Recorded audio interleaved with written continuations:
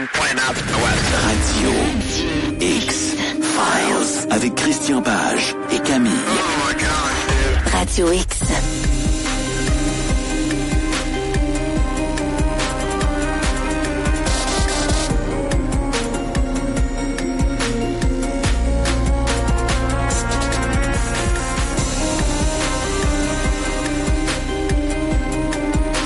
h 01 Bonsoir, bienvenue sur les ondes de Choix Radio X. Vous êtes à l'écoute en ce début de semaine de Radio X-Files. Le temps de faire un décompte car on est là-dedans, festivités du temps des fêtes. On les lance. Un 21 novembre comme ça, on a le droit. Et vous dire qu'il vous reste exactement un mois de quotidienne avec les Radio X-Files avant le congé du temps des fêtes. On sera de retour par la suite au début du mois de janvier. Mais on n'est pas rendu là, vous aurez pas un décompte des dodos qu'il reste. On va en profiter au maximum. Et encore une fois, ce soir, c'est la thématique lundi avec les ovnis. Et je sais que Christian a préparé un gros menu pour l'émission de ce soir. Et sans plus tarder, on écoute la capsule qui nous mettra dans l'ambiance pour son sujet en ce lundi 21 novembre.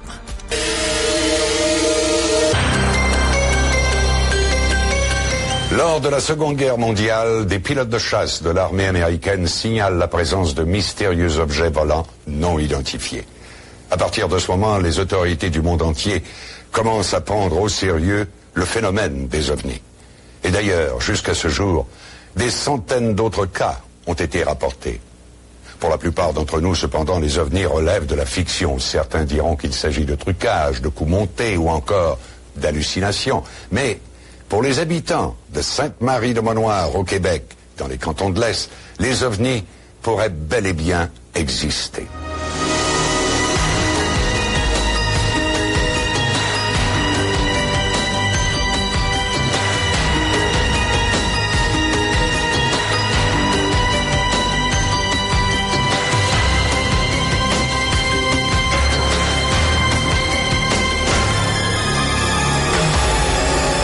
On fait très sérieux ce soir. J'ai l'impression qu'il faudrait que je dise de retour à vous, Christian.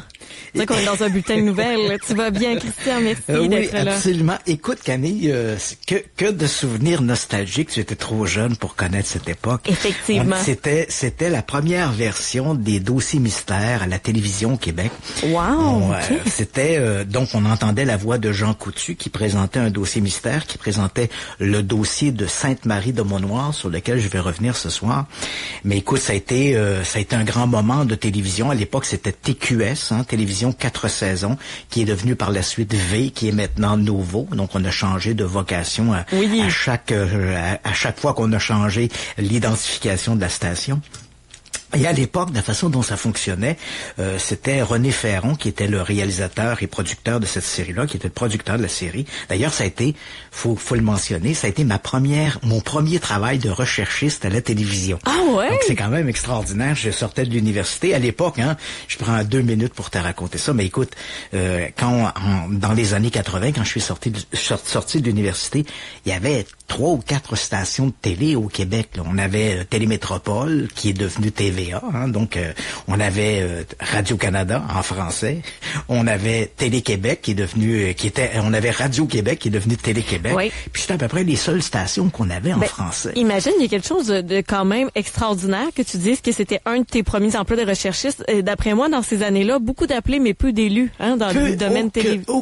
Et peu d'élus, et qui plus est, ce sujet-là du paranormal n'était jamais évoqué à la télévision. Il y avait, tu te rappelles pas de ça, mais les plus vieux, les gens de ma génération, les petits vieux croulants avec des cannes, on se rappelle à l'époque, il y avait des émissions comme Droit de parole, qui était animée par Claire Lamarche. Je sais pas si ce nom-là te résonne quelque chose. Oui, mais moi, c'était ses retrouvailles. Fait que ça donne une donc, idée de mon... ça a été une animatrice populaire qui avait commencé, qu'on a vu d'abord à Radio-Québec, Télé-Québec, et qui ensuite a fait le saut à TVA, à Télémétropole, où elle a animé pendant de longues années une émission qui s'appelait Claire Lamarche, ensuite les retrouvailles, tout ça. Et dans des émissions comme les premières armes de Claire Lamarche à la télévision, c'était Droit de parole, je pense. Et dans cette émission, donc c'était une tribune où des gens discutaient de différents sujets. Et il arrivait à l'occasion qu'on avait un sujet extraordinaire. Aujourd'hui, nous posons la question, est-ce qu'on croit aux fantômes ou est-ce qu'on croit aux ovnis? Est-ce que c'était autour d'une table? Non, pas dans le cas de droit de parole. Il y avait comme une espèce de tribune, comme des gradins, et les gens étaient là, qui vers la marche se promenaient. Bon, donc c'était assez extraordinaire, mais les sujets paranormaux étaient vraiment très occasionnels. Et puis, on avait donc ces stations, est arrivé éventuellement TQS, Télévision 4 saisons, et qui est la première génération de dossiers mystères. Il y avait d'abord la série américaine, dont on a entendu dans la série, dans l'extrait qu'on a entendu, c'est cette musique qui est bien connue, qu'on associe à la série américaine. Donc, ce que René Ferron faisait, c'est qu'il prenait la série américaine et il y avait des dossiers qui étaient très typiquement américains. Hein. Par exemple, un vol de banque, puis la FBI est à la recherche d'un voleur. Bon, il y avait peu de chances que le voleur soit au Québec. Qu'on enlevait ce volet-là, par exemple, qui était la reconstitution du vol de banque, et on le remplaçait par un volet québécois. Donc, c'était essentiellement ça. C'était l'émission américaine, traduit en français, mais dont on retirait un volet américain pour le remplacer par un volet québécois. J'ai l'impression que les droits d'auteur étaient un peu plus lousses à l'époque, hein? Oui, absolument. Et je peux t'en dire quelque chose, parce que à ce moment-là, donc, c'est de cette manière-là que j'ai eu ce travail de recherchiste. Donc, René Ferron avait développé une équipe de recherchistes autour de lui. De mémoire, je crois que l'une de ses filles travaillait à la recherche. Et il y avait un type qui s'appelle Carl Zorizo, qui ensuite a été propriétaire d'une boîte qui s'appelait les Productions Swan. Donc, tous ces gens-là travaillaient à la recherche, aux reconstitutions, et parmi les volets québécois, évidemment, on essayait de trouver des mystères qui n'étaient pas toujours des mystères surnaturels. Par exemple, on a fait un volet sur le vol du cœur du frère André à l'Oratoire Saint-Joseph. Oui, le cœur du frère André avait déjà été volé. On avait retrouvé... C'est tellement sordide. Oui. Mais, sordide et un peu ridicule comme objectif. Tu voles le cœur du frère André pour demander une rançon. Donc, ça n'a pas fonctionné. Les voleurs s'étaient débarrassés du cœur enveloppé dans du papier journal qu'on avait jeté dans une poubelle. C'est un peu scandaleux, mais bon. Et il y avait quand même quelques volets surnaturels. Il y a eu l'auberge du Jolivant qui était hantée par un fantôme. Il y a eu l'ovni de la Sainte-Marie de Mont-Noir. Bon, il y a eu quelques histoires un peu comme ça fantastiques. Et moi, comme j'étais le seul journaliste qui s'intéressait de près à ces phénomènes, même journaliste, je n'étais même pas reconnu comme journaliste. Je venais de sortir de l'école des communications, puis les gens disaient, il y a Christian Page qui s'intéresse à ça. Et c'est comme ça que j'ai été recruté pour faire de la recherche sur certains dossiers, dont notamment l'OVNI de Sainte-Marie-de-Mont-Noir. On s'en va dans les cantons de l'Est avec cette histoire-là. On n'est même pas dans les cantons de l'Est, mais notre maître de cérémonie, Jean Coutu, fait une erreur. Sainte-Marie-de-Mont-Noir n'est pas dans les cantons de l'Est, c'est en Montérégie. Ah, d'accord. Et je viens de faire un aparté quand tu parlais des droits qui étaient un peu plus lousses. Je sais de quoi on parle parce que dans cette première mouture de dossier mystère, on prenait l'émission américaine, on la traduisait en français, on enlevait un volet, puis on le remplaçait par un volet québécois. Il faut attendre le début des années 2000 pour qu'on ait une version tout à fait 100% canadienne et québécoise des dossiers mystères. Et je sais de quoi je parle puisque c'était moi qui en étais le producteur et réalisateur. Donc c'est moi qui me suis occupé d'obtenir les droits de reproduire l'émission Dossier mystère au Québec en suivant les mêmes volets, la même musique et tout ça. Donc les droits d'auteur, c'était beaucoup resserré à ce moment-là. Mais bref, ça a été un beau moment, toute cette évolution-là, non?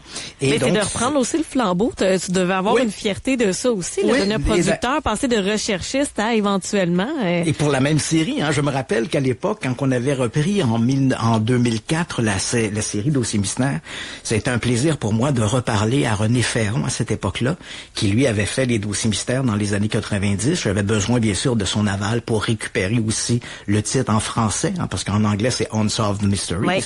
Mais en français, Dossier mystère, le titre appartenait à René Ferron. Donc, c'est avec lui que j'avais discuté pour récupérer le titre. Puis, ça a été très amusant de me retrouver un peu avec ces gens avec lesquels j'avais collaboré, par la bande, bien sûr, parce que je faisais pas partie de l'équipe de production de René Ferron. C'était vraiment de la recherche un peu par la bande pour certains dossiers surnaturels. Mais quel beau souvenir, quel moment, et ça nous ramène loin en arrière, ça nous ramène 30 ans en arrière, le temps a filé à une vitesse extraordinaire. Écoute, on a toujours 20 ans dans notre tête, mais quand on voit les années comme ça qui passent, on se dit, wow, c'est quand même incroyable, ça fait longtemps. J'ai eu 20 ans plusieurs fois, finalement. Oui, j'ai eu 20 ans plusieurs fois, mais en même temps, tu réalises que ça fait très longtemps que t'es là. Tu te dis, écoute, je suis devenu quasiment, je fais partie du paysage, télévisuel, Christian, assurément, puis même radiophonique avec la tribune qu'on t'offre, celle que le 98.5 te donne. Salut, bonjour aussi. C'est chapeau de ce que tu fais, là. Puis, écoute, je te flatte dans le sens du poil ce soir, là. Merci, mais ça fait plaisir parce que c'est un univers qui est difficile, puis on joue beaucoup des coudes. Je suis loin d'être aimé parmi les gens. Pour le public, je suis très aimé du public, je le vois, cette grande vague d'amour que les gens m'envoient. Puis quand il y a eu la maladie, je l'ai senti d'autant plus à ce moment-là. Mais dans le milieu du paranormal, il y a quelques petits frustrés qui voudraient bien être le Christian Page de TVA, le Christian Page du 98.5 ou de Radio X, et ils ne le sont pas. Donc évidemment, ces gens-là, n'ont pas forcément des bons mots à mon égard. Je suis un peu l'usurpateur qui a volé leur job. Quoi qu'il en soit, ce soir, je nous ramène loin en arrière, 33 ans en arrière, avec cette histoire de Sainte-Marie de Monnoir. J'en ai parlé à quelques reprises à l'émission, il y a quelques années, lorsque dans les toutes premières émissions de Radio X-Files, avec Marceau, on avait abordé cette question-là. J'ai décidé, ce soir de t'en reparler pour deux raisons. D'abord, on est le 21 novembre, l'événement en question s'est produit le 20 novembre, donc on est pratiquement 33 ans, jour pour jour, après cet événement. Mais la véritable raison pourquoi j'ai choisi d'en reparler, c'est parce qu'au cours des années, il y a eu des changements dans cette histoire-là, des transformations, de nouvelles informations qui sont arrivées et qui nous permettent de jeter un autre éclairage sur cette histoire-là. Et j'avais envie d'en parler, justement, pour faire une version, disons, améliorée, une version 2022 de l'incident de Marie de Monnoir avec les derniers détails, les dernières informations qui nous permettent de jeter, là, comme je l'ai mentionné, un nouveau regard sur cette histoire-là. On se lance. Donc, pour les gens qui ne connaissent pas l'histoire de Sainte-Marie de Monnoir, je vais donc la reprendre. Désolé pour ceux qui la connaissent bien, ils auront l'impression que je me répète, mais bon, il faut bien commencer quelque part. Donc, cet événement, comme je l'ai mentionné, nous renvoie au 20 novembre 1989. On est à Sainte-Marie de Monnoir, contrairement aux propos de Jean Coutu. Sainte-Marie de Monnoir n'est pas en Estrie, mais en Montérégie. C'est une petite communauté, une petite localité qui a été fusionnée depuis à la ville de Marieville. Donc on est vraiment en Montérégie. On est à peu près à 45 minutes, 1 heure de Montréal à peu près. Donc ce matin du 20 novembre 1989, d'abord, un premier témoin, un témoin très important, dénommé Yvan Noiseux. Il est réveillé par une lumière bleutée qui éclaire toute sa chambre. Donc au départ, le temps d'ouvrir les yeux, Yvan Noiseux, il est à peu près, on est vraiment à l'aube, il est à peu près 5h, 5h30, il fait encore nuit à l'extérieur. Bon, on peut le voir on peut le comparer avec ce qui se passe aujourd'hui, puisqu'on est à la même date. Donc si vous vous levez cette nuit à 5h30 du matin, vous allez voir qu'il fait encore noir. Oui. Donc Noiseux est réveillé par cette lumière bleutée qui éclaire sa chambre.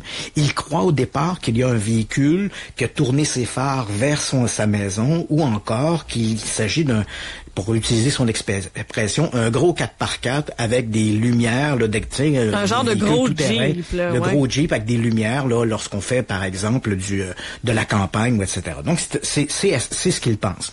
Il faut aussi donner des détails sur l'aspect géographique de la place. L'endroit où habite Yvan Noiseux est un nouveau développement domiciliaire. Depuis à peine une année, l'endroit a été dézoné, c'était une zone agricole, l'endroit a été dézoné et on commence à voir des résidences qui se construisent.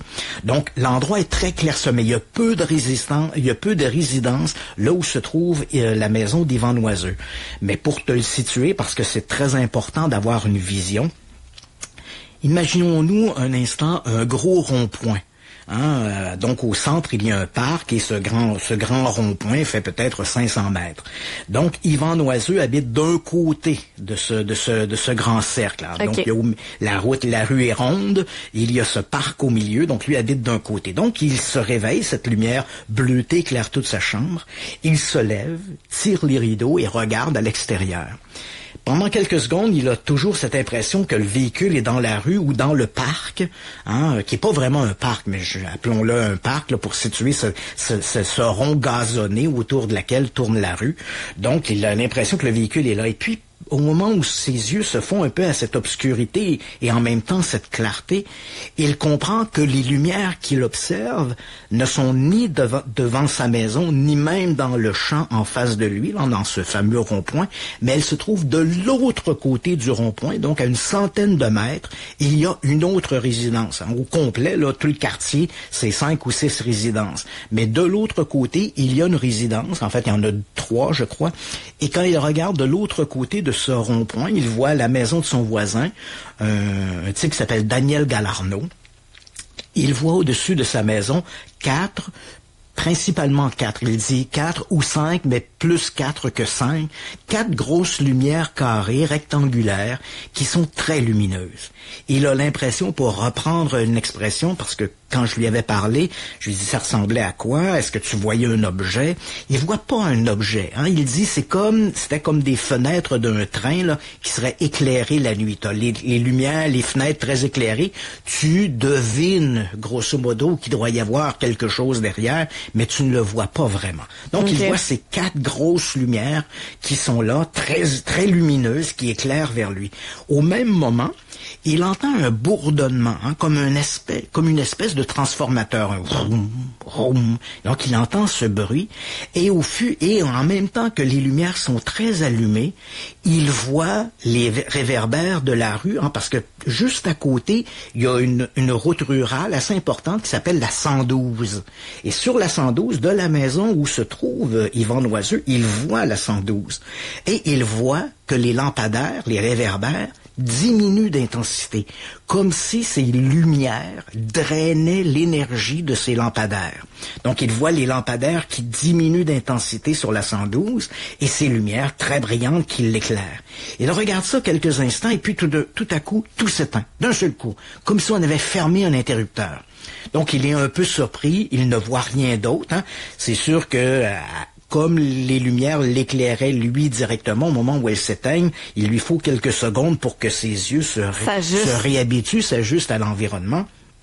Et au moment où il commence un peu à discerner à nouveau son environnement, paf, les lumières réapparaissent avec la même intensité, le même bourdonnement, et il a remarqué qu'entre le moment où les lumières avaient disparu et le moment où elles se rallument, il a vu également un changement dans les lumières de la route 112. Hein. Au moment où les lumières s'éteignent, il voit les lampadaires de la 112 qui remontent d'intensité, et puis bang, lorsque les lumières se rallument, il a l'impression à nouveau que les lumières qui sont sur le bord de la route diminuent d'intensité.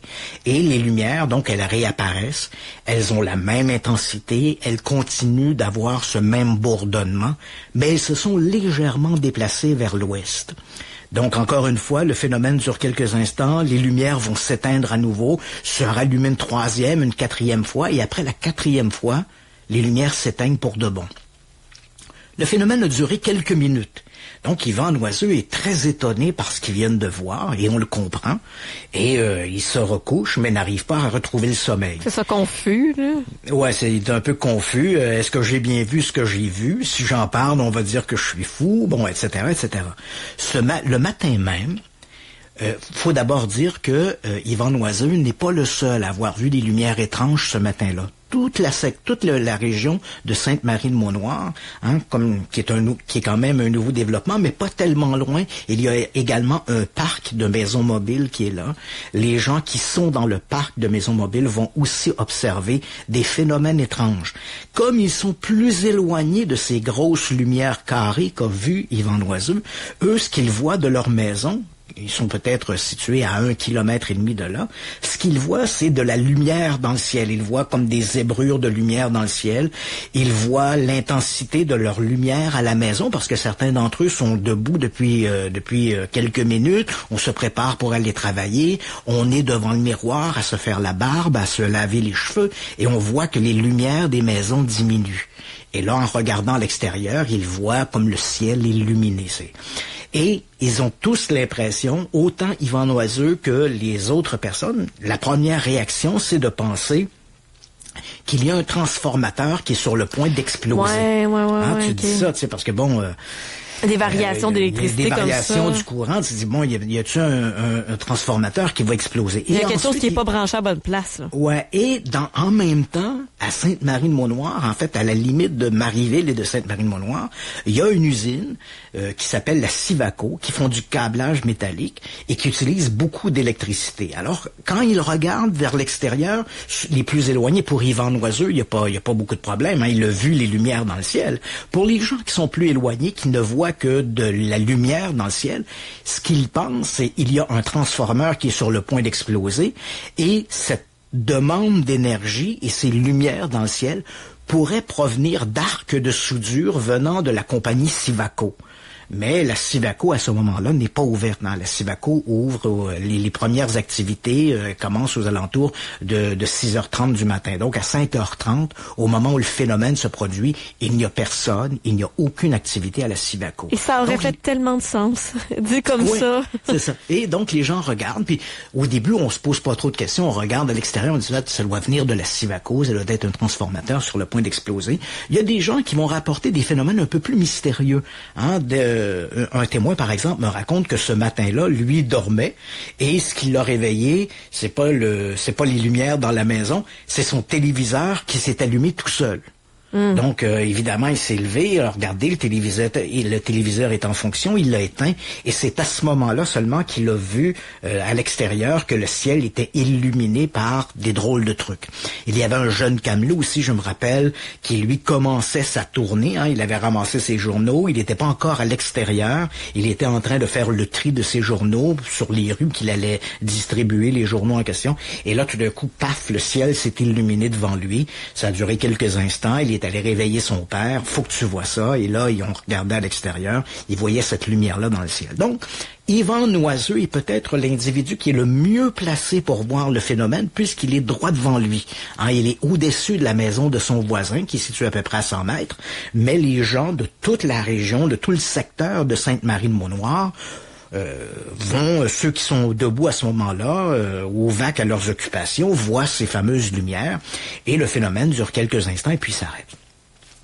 Inutile de dire que le phénomène est un peu la discussion de la journée. Hein. Quand tu vas au dépanneur, tout le monde parle de ça. T'as-tu été réveillé ce matin, les lumières, etc.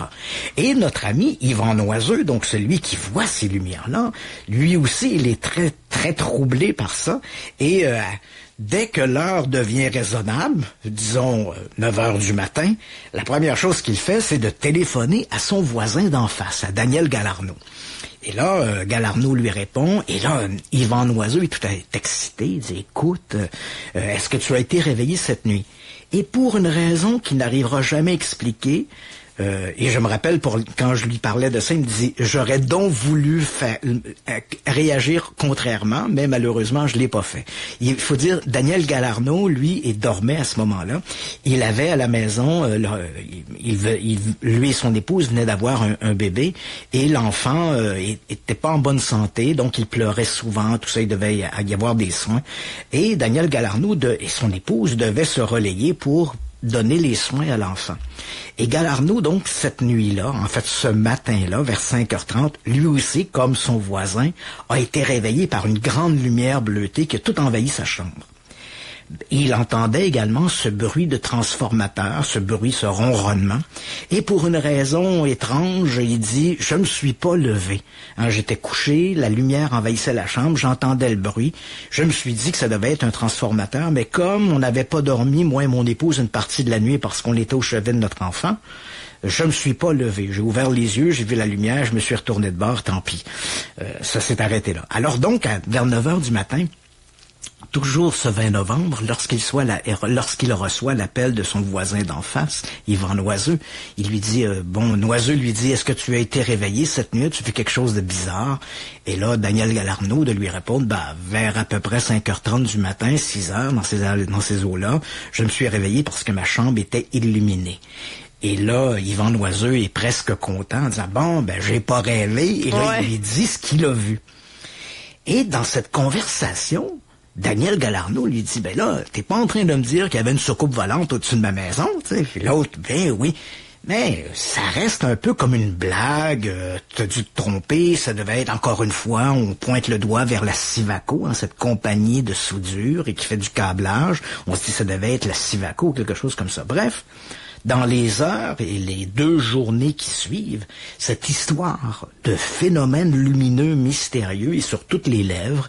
On en parle beaucoup à Sainte-Marie-de-Mont-Noir, ça déborde, ça déborde à la localité d'à côté, en fait, qui est limitrophe, qui est Marieville, et à Marieville aussi, en discutant des gens, par exemple, un camionneur qui s'est élevé ce matin-là de très bonne heure, en sortant à l'extérieur, a vu au-dessus de Sainte-Marie-de-Mont-Noir qu'il y avait des lumières étranges.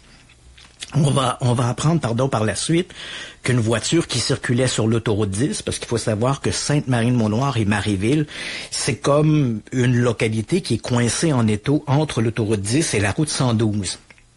La 112 ou la 116, là, je veux pas me tromper, mais il me semble que c'était la 112. Alors, c'est situé entre les deux. Et on va apprendre ultérieurement qu'un automobiliste qui circulait sur l'autoroute 10, lui, à la même heure, en arrivant à la hauteur de Marieville, a vu comme une espèce de sphère lumineuse qui se trouvait dans un champ à proximité. Donc, tout ça alimente la conversation, c'est très mystérieux, il y a tous ces événements-là étranges. Et puis, 48 heures après ces événements-là, alors que Daniel Galarneau, celui dont la maison aurait été survolée par l'OVNI, on est à l'heure du dîner, on est donc rendu le 23 ou le 24 novembre, il est là avec un ami, ils sont en train de discuter, et bien sûr, on parle de cette histoire d'OVNI survenue quelques jours plus tôt.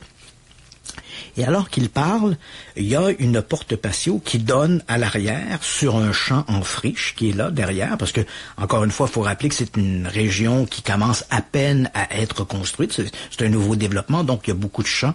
Et donc, là, au moment où ils discutent sur l'heure du midi, en train de jaser de cette histoire d'OVNI, l'ami de Daniel Galarneau pointe à l'extérieur en lui disant, mais ça c'est quoi? C'est-tu lié à l'OVNI?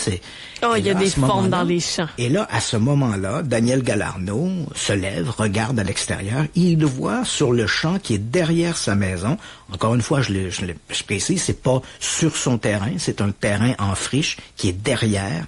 Il voit un cercle qui fait à peu près 20 mètres de diamètre où l'herbe semble avoir reverdi. Bref, l'herbe est beaucoup plus verte à cet endroit-là que partout ailleurs dans le champ.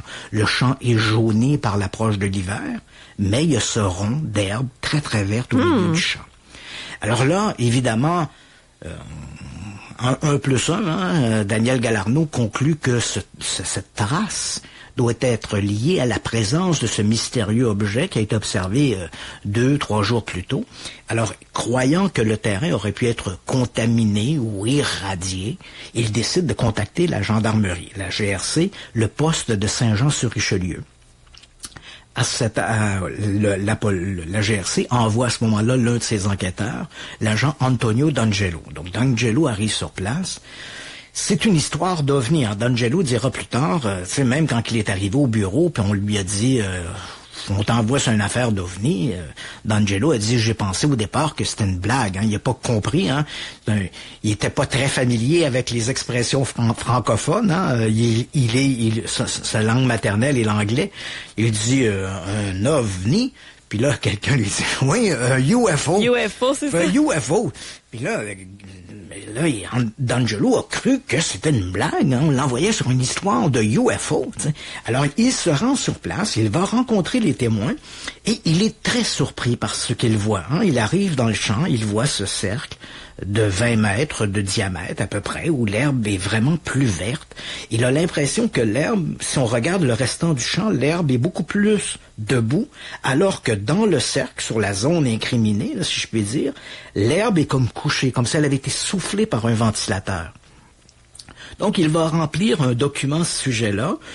Il n'y a pas de traces de contamination ou quoi que ce soit. Donc, mais il ne fait pas vraiment de relevé. Le terrain aurait pu être radioactif. Il n'a pas avec lui un compteur Geiger ou rien de ça. Mais ça fait pas bip bip bip bip. Non, ça fait pas bip bip bip. Puis quand il marche dans le cercle, il devient pas lumineux. Là, tu sais, donc il n'y a pas un danger immédiat. Il n'y a rien qui a fondu. Donc, tout est correct. Non, fait que donc il rassure un peu les gens autour de lui. Et grosso modo, l'enquête s'arrête là parce que la GRC a pas un mandat mandat d'enquêter sur les ovnis. Hein. Son mandat, c'est de protéger la population, comme le font les services de police. Et là, dans le cas présent, il n'y a pas une menace en particulier. Mais tu comprends que la découverte de ce cercle alimente davantage les conversations. Est-ce que c'est lié à l'OVNI, tout ça? Alors, au moment où tout ça se passe, moi, j'habite Saint-Jean-sur-Richelieu. Donc, éventuellement, hein, les rumeurs commencent à circuler. Et par un concours de circonstances, on m'informe, hein, la GRC, il y a quelqu'un qui a, un des membres de la famille qui a appelé le poste de la GRC parce qu'il y avait lu des articles de journaux qui parlaient de moi, puis là, il cherche à entrer en contact avec moi. Et de cette manière-là, éventuellement, j'apprends cette histoire-là. Donc, je parle à un membre de la famille qui me raconte la situation. C'est un parent direct de Daniel Galarneau, donc il m'explique, il dit, mon cousin a vu, s'est été réveillé par ses lumières, puis là, il y a un rond dans le champ. Donc, je me rends sur place à ce moment-là, et je vais m'y prendre à 2 reprises. Hein. La première fois où j'arrive, on est quelques jours après l'incident, et durant la nuit, une petite neige est tombée sur la surface. Donc, lorsque j'arrive sur place, la trace n'est pas visible. Elle est sous un petit tapis de neige, donc on la voit pas bien. On dirait que c'est arrangé, ça? Ouais, c'est ça. Donc, je vais parler avec les témoins, ils me racontent leur histoire, ce qu'ils ont vu, etc. Éventuellement, là, écoute, ça fait 33 ans de ça. Je me rappelle pas si c'est avant les échantillons ou après, mais bref, à peu près à ce moment-là, je vais contacter la GRC, je vais parler avec l'agent D'Angelo, ils vont me dire ce qu'il a vu sur le terrain, tout ça. Je vais éventuellement obtenir la copie de son rapport d'investigation. Il n'y a pas eu vraiment d'investigation. Il y a toute une série de photographies que lui a pris sur place. D'ailleurs, un des témoins, Daniel Galarneau, a pris aussi une photo du cercle. Et quand l'agent de la GRC, D'Angelo, est arrivé sur place, lui aussi a pris des photographies. Donc, il me remet les photos qu'il a prises et il me remet une copie de son rapport. Et quelques jours après, il y a un redout et là, le tapis de neige fond. Donc, je retourne sur place. Je crois qu'on est quelques semaines après l'événement à ce moment-là, et je retourne sur place, et là, le cercle, même si l'herbe est redevenue plus jaune, un peu plus jaune, mais elle est toujours bien visible au milieu du champ, là. Donc, elle est plus verte, peut-être pas aussi verte que le montrent les photos prises par l'agent D'Angelo au lendemain de l'événement, mais on voit très bien le cercle qui se débarque dans le reste de l'environnement. À ce moment-là, je vais prélever des échantillons de sol et de végétaux, et en collaboration avec un autre ufologue du Québec, ces échantillons seront envoyés à l'Université Laval à Québec, à Sainte-Foy, okay. Hein? Oui. Et au département des sols, parce que tu te rappelles, je t'ai déjà dit, lorsque l'on parle du phénomène des ovnis, la règle d'or des ufologues, c'est restons dans notre petite gang. Ce que je ne veux pas faire. Hein. Fait que j'ai donc les échantillons, une fois que ces échantillons ont été prélevés, que j'ai prélevé ces échantillons, les échantillons ont été envoyés à un département qui a absolument rien à voir avec les ovnis. Donc, le département de phytologie, donc l'étude des sols de l'Université de Laval, n'en ont strictement rien à cirer des ovnis. Donc, les échantillons se sont retrouvés entre les mains d'un technicien qui s'appelle Jacques Debroux, qui a mené les analyses. Et ce qu'il a découvert, c'est que les échantillons qui avaient été pris dans le sol, hein, tu comprends que j'ai pris des échantillons à l'extérieur du cercle et dedans le cercle pour qu'on puisse avoir des mesures de comparaison. Et les échantillons qui provenaient de l'intérieur du cercle présentaient des taux d'azote et de chlorophylle très élevés par rapport au reste du champ. Pour la chlorophylle, par exemple, on parle d'une augmentation de 1000%, et pour l'azote, on parle d'une augmentation de 400%. Ah ouais! Les relevés d'échantillonnage, ces taux très élevés, il faut bien préciser ils semblent presque surnaturels s'ils se sont produits dans une période d'à peu près 48 heures. Et c'est exactement le discours. Hein. Jacques Debroux me dit, on connaît des mécanismes qui sont capables de fertiliser des sols. Hein. On a des fertilisants, on a des engrais.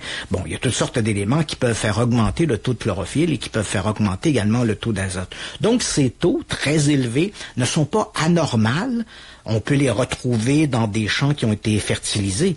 Mais si vraiment cette restructuration du sol, cette redynamisation du sol, s'est réellement produit dans une courte période, quelque chose comme 72 heures, si on regarde entre le moment où il y a l'apparition de l'OVNI et le moment où la trace est découverte, il y a une période d'à peu près 72 heures qui se sont écoulées. On dirait vraiment que le gazon a été passé aux lumières UV de bronzage, là. Voilà, et donc c'est un peu ce que dit le Jacques Debroux. Il dit si vraiment cette transformation du sol s'est produite pendant cette courte période de temps, là, mettons par exemple 72 heures, ben, il n'y a aucun phénomène qu'on connaît, naturel ou artificiel, qui permet de redynamiser un sol en si peu de temps. Si quelqu'un connaissait ce mécanisme-là, ben, il pourrait faire pousser des tomates dans le désert. Oui.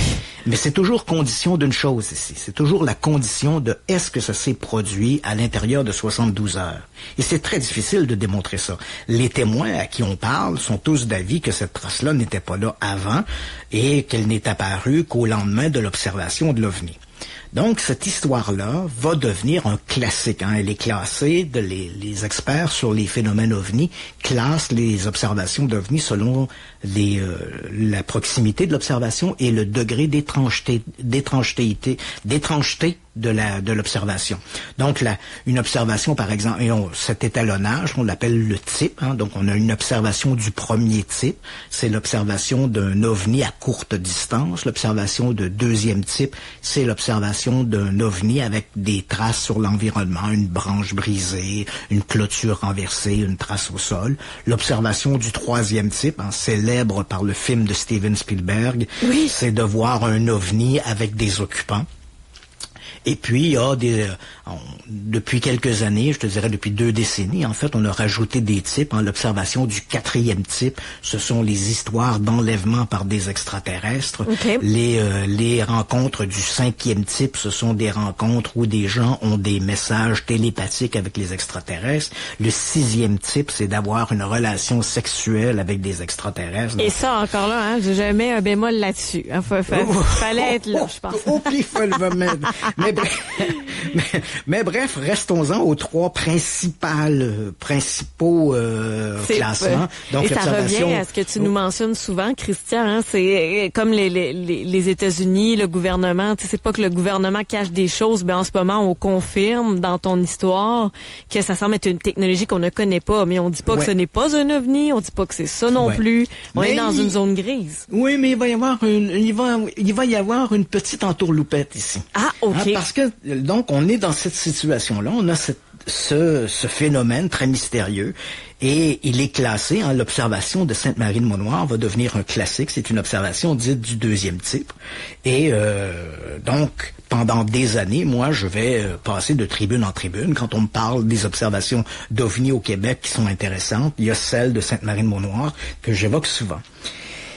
Et puis, il y a, grosso modo, 2 ans et demi, presque 3 ans maintenant, des géographes, parce que 1989, il faut se rappeler que c'est une période qui était avant l'Internet, c'est également une période qui précédait la numérisation des archives gouvernementales. Okay. Donc, on a mené nos enquêtes et on est arrivé à la conclusion que, c'est un nouveau développement, cette trace-là est apparue, puis c'est associé à l'OVNI, ou là, tout le moins, les témoins jurent que cette trace-là n'était pas là avant.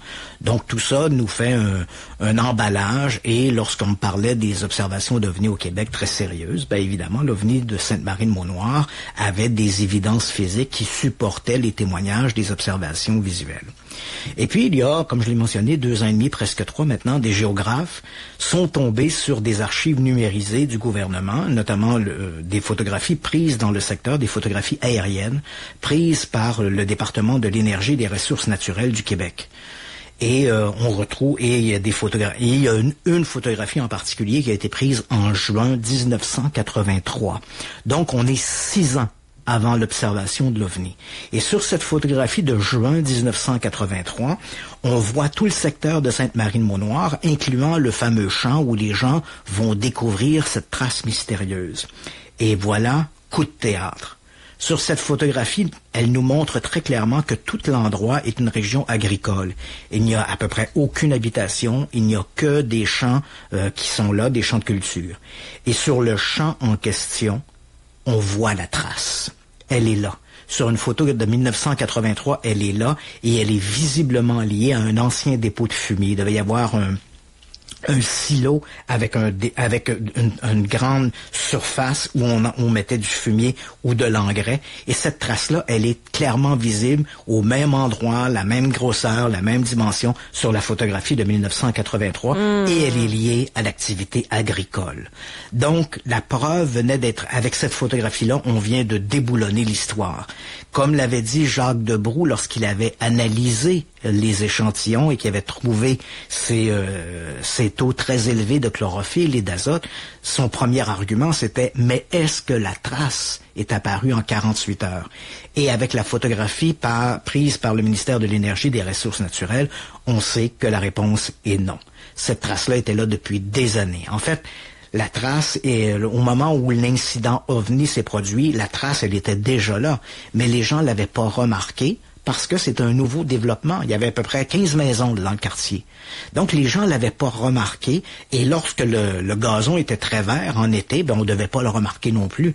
Il aura suffi de l'observation de ces lumières pour que les gens notent la présence de cette surface et fassent l'association de ça avec l'OVNI.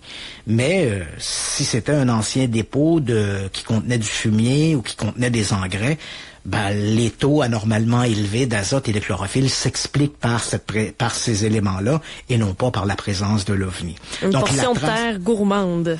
Voilà, donc la trace, en fait, n'a jamais été associée à l'OVNI. On l'a associée. Moi, j'ai commis cette erreur-là. J'ai associé cette trace à l'OVNI. Mais, pour ma défense, je peux dire, oui, mais à l'époque, les archives gouvernementales étaient pas accessibles parce que c'était pas numérisé. Mais néanmoins, c'est d'où l'importance, lorsqu'on a des histoires d'OVNI qui datent de quelques années, il faut jamais hésiter de ressortir ça. Un peu comme les cold cases de la police, hein. C'est ça. On a une histoire qui date des années 70, on a peut-être de l'ADN qui dort quelque part, et les nouvelles technologies nous permettent de jeter un nouveau regard sur cette histoire-là. Et c'est exactement ce qui s'est produit avec Sainte-Marie-de-Maunoir.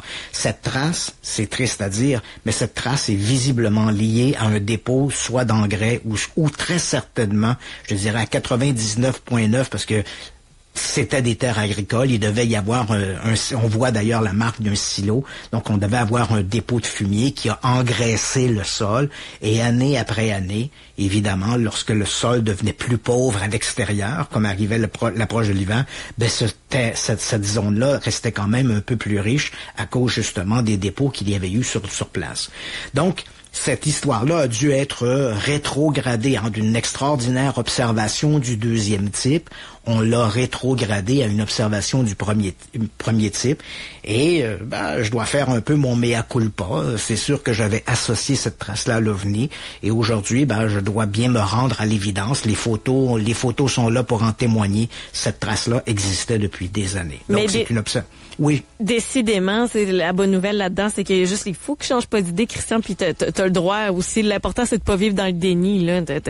Ouais, non. Ça a évolué, l'information a évolué, puis t'as pas de mea culpa à faire, là. Si tu disais encore aujourd'hui, on sait jamais, là, ce serait étonnant que un OVNI aille faire une trace exactement à l'endroit où 6 ans plus tôt, il y avait un dépôt de fumier. Je veux bien croire, là, mais j'irai pas jusque-là. Donc, mais il y a quand même l'aspect des lumières, hein. Je veux dire, la trace doit être éliminée du dossier. Elle ne fait pas partie de cette observation d'OVNI. Mais on n'a toujours pas trouvé d'explication à ces nombreuses lumières observées ce matin-là à Sainte-Marie-de-Maunoir. Donc, les gens n'ont pas eu la berlue. Ils sont des dizaines à avoir observé des phénomènes lumineux mystérieux. Par un concours de circonstances, il y avait localement un champ qui avait été engraissé par un dépôt de fumier, puis les gens ont fait l'association de cette trace avec l'OVNI, ce qui était une erreur. Mais néanmoins, les phénomènes lumineux observés demeurent à ce jour inexpliqués. Mais malheureusement, et c'est pourquoi je voulais t'en parler ce soir, parce qu'on est un peu à la date anniversaire, et il faut que les gens qui nous écoutent, les gens qui s'intéressent à la question des ovnis, il y a toujours ceux qui diront non, moi je continue à croire que la trace devait être l'OVNI. Parfait, vous avez le droit de croire aux licornes, hein, je veux dire. Mais Je veux dire, je peux pas... Mais les gens qui nous écoutent, qui s'intéressent sérieusement à la question des ovnis, ils doivent savoir que on ne peut plus défendre l'observation de Sainte-Marie de Monnoir comme étant une observation du deuxième type, puisque cette trace... elle était là depuis des années et associée visiblement à de l'activité agricole. Dossier réglé, mon cher Christian. Dossier réglé. Il restera toujours l'énigme de ces mystérieuses lumières observées, mais l'histoire de Sainte-Marie de Monnoir devient soudainement moins intéressante. Je veux dire, moi, quand les géographes m'ont contacté en me disant « Monsieur Page, vous êtes intéressé à la question de l'OVNI de Sainte-Marie de Monnoir, on a une photo à vous montrer. » Et quand j'ai vu la photo, évidemment... tu les superposes l'une et l'autre, tu superposes une photo avec une photo d'aujourd'hui avec les lieux, la maison de Monsieur Galarno, l'endroit où la trace est apparue, et tu superposes la photographie de 1983 et tu retrouves exactement les mêmes lignes, les mêmes cadrages, et la trace, évidemment, comme c'est un dépôt de fumier, ça faisait 20 mètres de diamètre, puis je veux pas entrer dans le détail, mais du fumier, quand on fait un dépôt de fumier, c'est généralement rond. C'est ça. Donc, c'était rond, puis ça mesurait 20 mètres de diamètre. Donc, c'est une histoire qui reste intéressante. Elle aura marqué l'imaginaire au Québec, mais... ce qu'elle nous rappelle, je pense que Sainte-Marie de Monnoir, moi, je la vois plutôt comme ce rappel de ne jamais hésiter à rouvrir une enquête. Oui. C'est la démarche d'un bon enquêteur. Les policiers qui ont enquêté sur une histoire en 1970 ou 1980, qui à un moment donné ont classé le dossier, on comprend leur démarche. 20 ans après, ils vont rouvrir le dossier en se disant, est-ce que les technologies ont changé? Est-ce qu'il y a quelque chose d'autre? Est-ce que je peux jeter un regard nouveau sur ça? Et bien souvent, on va réussir à solutionner des histoires que l'on croyait à l'époque insolubles, mais les nouvelles technologies, et là, dans le cas présent, c'est la numérisation des archives gouvernementales qui nous ont permis d'avoir accès à des visions aériennes de ce lieu-là, bien avant l'histoire de l'OVNI de 1989, et qui nous a révélé un peu le poteau rose. Merci, Christian. Donc, c'était une histoire fantastique. Et là, maintenant, les gens le savent. Et si je reparle de Sainte-Marie de Monnoir dans les médias, bien sûr, je vais faire preuve de vigilance et d'éviter que les gens continuent de faire cette association. Super. On a encore quelques minutes. On va faire une courte pause. Et au retour, je vois sur notre plan d'émission ce soir qu'on a de l'actualité concernant l'armée canadienne. Puis je suis curieuse de t'entendre là-dessus. Absolument. On fait la pause, puis je te reparle de ça. Sujet intéressant. De retour dans 2 minutes. Radio X-Files. Radio X. C'est le rendez-vous Saisir l'instant beauté chez Jean Coutu. D'ici le 24 novembre, courez la chance de gagner 5 000 $ en argent comptant en achetant un produit participant des marques de la grande famille L'Oréal. Saisissez votre chance de gagner avec chaque produit acheté exclusivement chez Jean Coutu. De plus, jusqu'au 23 novembre, profitez d'un rabais de 25% sur les soins réguliers visage et corps de Vichy. Sans oublier toutes les offres sur le maquillage, les fragrances et les soins pour la peau. Découvrez-les en consultant la circulaire en ligne. Les détails à jeancoutu.com. Depuis toujours chez Toyota, nous misons sur la qualité. Parce que cette porte-là, il faut la fermer fort 1000 fois. Pas 1000 fois, 1 million de fois. Puis des coups de pied, je vais en donner des millions aussi. Nous misons aussi sur la solidité et la durabilité. La qualité est notre priorité, parce que c'est aussi la vôtre. C'est l'heure Toyota. Découvrez les nouveaux RAV4 2023 chez votre concessionnaire et voyez nos offres sur achetermatoyota.ca.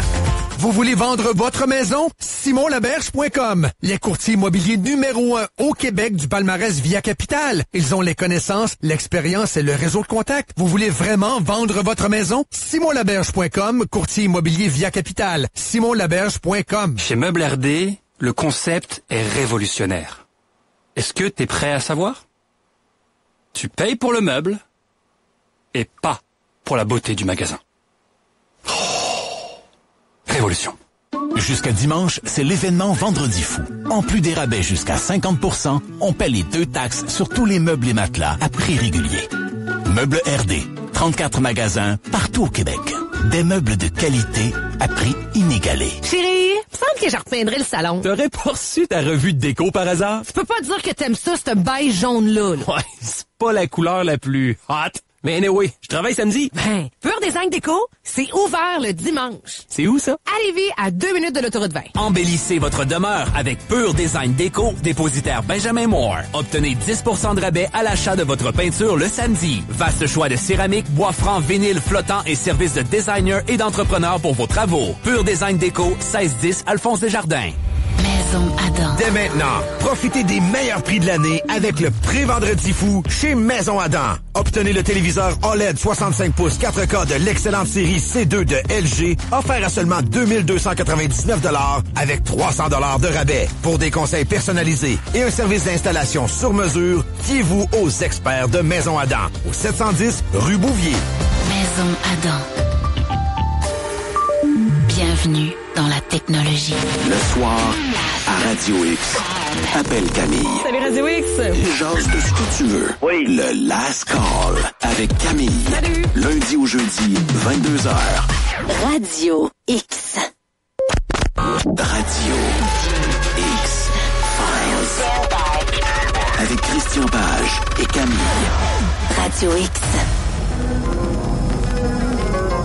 Camille est toujours là. Pour ce qui est de Christian, c'est drôle, on vient de parler d'apparitions et d'observations d'ovnis et de genre de variations lumineuses. Et le Comerex de Christian décide de me lâcher en plein pendant la pause. Est-ce que t'es là, mon cher Christian? Et voilà, non, il n'est pas là. C'est pas grave, on va tenter de se reconnecter. J'ai laissé le numéro de téléphone à notre cher Christian pour les minutes qui nous restent. En attendant, peut-être vous faire une petite météo parce que c'est Christian qui devait commencer à aborder le sujet qui nous restait. Pour une fois qu'on se laissait du temps pour les actualités de la semaine, la vie où les ovnis font en sorte qu'on peut pas se parler. On fait un test. Christian, tu es là? Ouais, non, on va peut-être essayer avec le numéro 2. Deuxième tentative, Christian. Non, c'est ça. Il n'est pas là. Bon, ben c'est pas plus grave que ça. On va se laisser. Ça laisse du suspense pour demain, parce que je crois que Christian et moi, on va faire ce sujet-là demain avec vous, les auditeurs. Donc, on va se laisser comme ça. C'est pas plus compliqué. Christian, merci. Je suis vraiment désolée de ce petit problème technique. Je sais que t'es connecté. Ça veut se connecter. C'est jaune, c'est vert. Dernière fois, il dit qu'il est là. Est-ce que tu es là? Oui, je suis là. Oh! OK, hey, je suis contente. Tabarouette. Hey, il était moins une, mais je suis sûre que c'est des ovnis là qui sont pas contents qu'on dise qu'ils n'existent pas. Là. Exactement. Ouh, tout a coupé, hein. J'étais, comme on s'en va à la pause, paf, tout tombe. C'est un drôle d'hasard, ça me donne des frissons, ça, pas vrai. Ouais, donc puis écoute... détail technique comme ça pour les gens qui nous écoutent, j'ai fermé à 3 reprises le système, on appelle ça un Comerex, là, pour les gens qui nous écoutent, j'ai fermé le Comerex, et à 3 reprises, à toutes les fois où il se rallumait, j'avais simplement un écran blanc, aucune connexion possible, et finalement, après la 3e tentative, c'est revenu. Donc, on est toujours là. C'est comme Betelgeuse. On est correct. Christian, on a quelques minutes. Ma petite lampe magique, là. On a 5 minutes pour parler de l'armée canadienne qui, elle aussi, là, va être impliquée dans les programmes OVNI. On les brief là-dessus. Ben, en fait, on vient tout juste d'apprendre il y a quelques jours, c'est un document qui a été rendu public. Parce que, bon, depuis cette histoire, on en a parlé à quelques reprises, les Américains s'intéressent beaucoup à la question des ovnis, c'est remonté au Congrès, on a demandé au Pentagone d'enquêter sur le sujet, et des gens au gouvernement canadien, autant au Parlement fédéral que dans les provinces, des gens se sont posés aussi la question, est-ce que nous, au Canada, on a un système semblable? Est-ce que l'armée canadienne a été consultée? Et là, on apprend un document qui a été rendu public le 14 novembre dernier, donc il y a quelques jours à peine. On apprend que le 22 février dernier, donc le 22 février 2022, il y a eu une réunion au gouvernement canadien.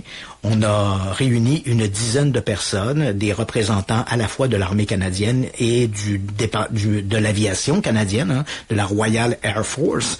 Donc, on a réuni une dizaine de personnes. Il y avait également présent des gens qui venaient du Pentagone, des membres de la UFO Task Force, hein, le UAP. On n'utilise plus le mot UFO parce que OVNI, c'est devenu un peu un mot, il est devenu un peu persona non grata. L'OVNI, on ne peut plus en parler. Donc, on utilise maintenant UAP, qui est un acronyme pour phénomène aérien non identifié. Donc, on apprend que le gouvernement canadien, donc des représentants du département du ministère de la Défense et des membres de l'armée canadienne, de l'armée de l'air canadienne, ont rencontré ces représentants américains pour parler de la question des ovnis.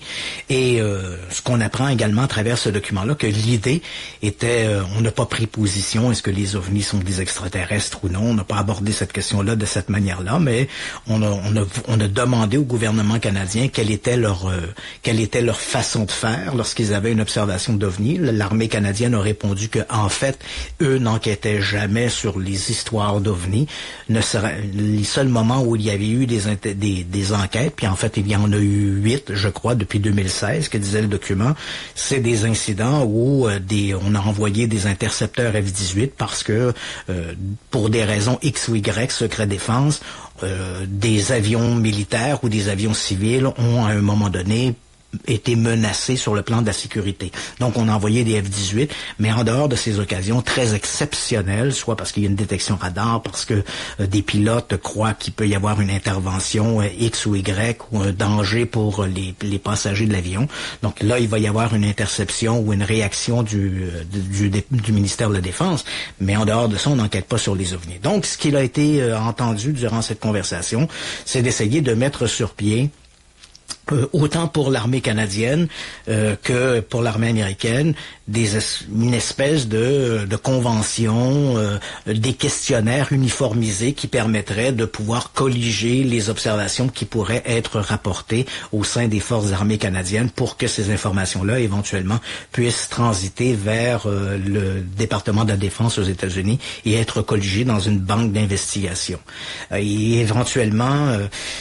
il y a des gens, lorsque cette nouvelle-là est sortie cette semaine, il y a des gens au gouvernement canadien qui ont dit, peut-être qu'il faudrait nous aussi imiter les Américains puis avoir notre propre département de recherche sur les ovnis.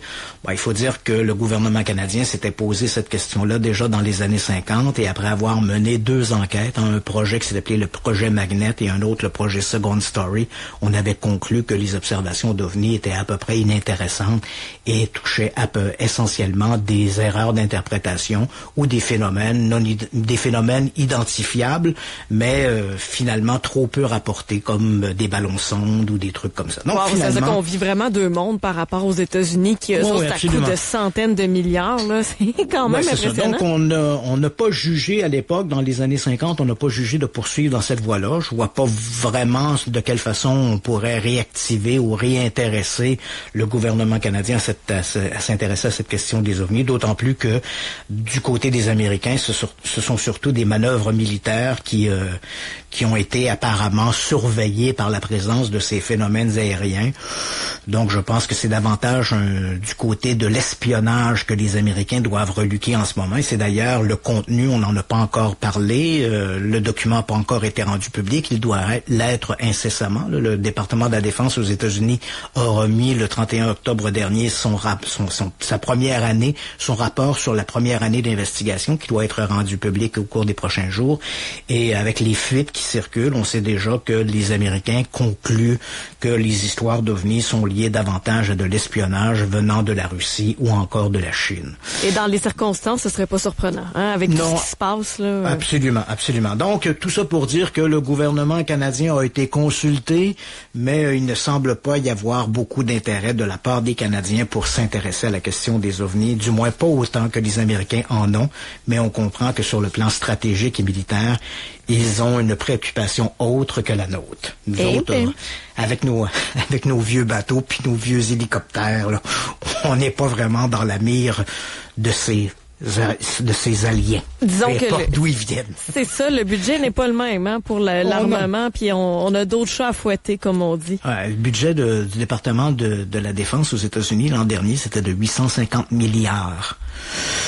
Donc, oui, j'ai bien dit des milliards. 850 milliards, c'est énorme. C'est énorme.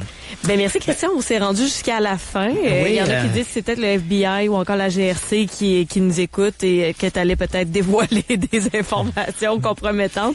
On reprend ça demain si la technologie le veut bien. Mais ça a été, nous le permet. OK, parfait. Ça a été un plaisir. Encore une fois, désolé pour cette fin un peu chaotique. Mais c'est pas grave, on l'a réglé assez rapidement. Je suis fière de nous. Bon, ben parfait, excellent. Alors, bonne soirée, puis on se reparle demain. Bon début de semaine, Christian, puis aux auditeurs également. À demain.